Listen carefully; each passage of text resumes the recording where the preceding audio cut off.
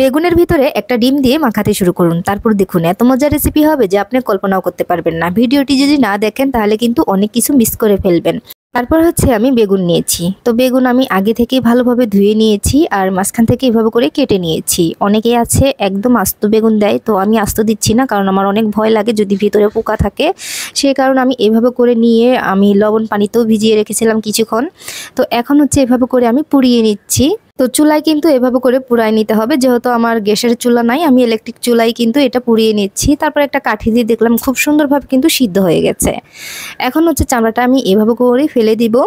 বেগুনগুলা কিন্তু ভর্তা করার সময় একটু যদি পারেন বেশি করে দিবেন। অল্প করে ভর্তা করলে হবে কি দেখবেন আপনি লাস্টে পাবেন না এটা, কারণ আমার ক্ষেত্রেও তাই হয়েছে। আমি অল্প একটু পাইছি ভাগে, এত বেশি মজার ছিল, সবাই কাড়াকাড়ি করে খেয়ে নিয়েছে।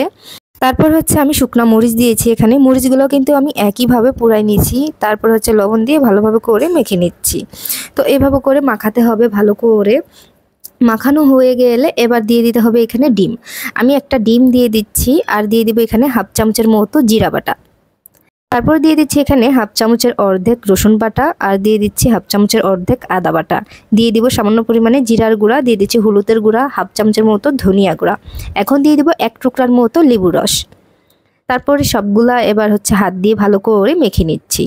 আপনারা হয়তো ভাবছেন যে ডিম ভেঙে দিলাম, কাঁচা ডিম বেগুন ভর্তার ভিতরে এখন মাখাচ্ছি, তারপরে কি করব?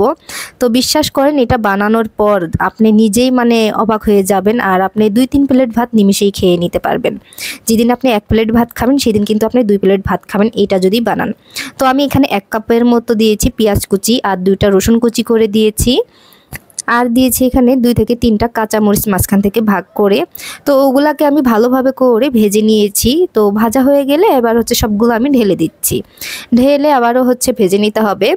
তারপর হচ্ছে আমি চুলার আঁচটা মিডিয়ামে রেখে ভালোভাবে করে ভেজে নিব। ভাজতে ভাজতে যখন দেখবেন যে সুন্দর একটা ফ্লেভার আসতেছে, কাঁচা গন্ধটাও চলে গেছে, এই পর্যায়ে কিন্তু এখানে দিয়ে দিতে হবে ঘি। তো আমি এখানে 1 চামচের মতো ঘি দিয়ে দিব। এই রেসিপিতে কিন্তু আপনার কিন্তু ঘিটা অবশ্যই দিতে হবে। সব শেষে যখন ঘিটা দিবেন তারপরে আরও কিছুক্ষণ ভাজা শুরু করবেন। তারপরে দেখবেন যে কি সুন্দর একটা ফ্লেভার আসতেছে, আমি আপনাদেরকে বলে বোঝাতে পারবো না। বাসায় যদি বানান তাহলে বুঝতে পারবেন যে এটা আসলে খেতে কতটা পরিমাণের মজার।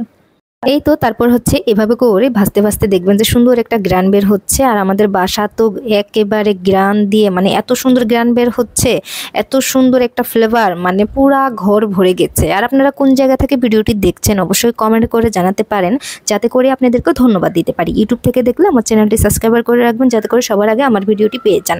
তারপর হচ্ছে গরম গরম ভাতের সাথে আমি খেয়ে নিয়েছি, এত বেশি মজার লোভনীয় ছিল, বলে বোঝাতে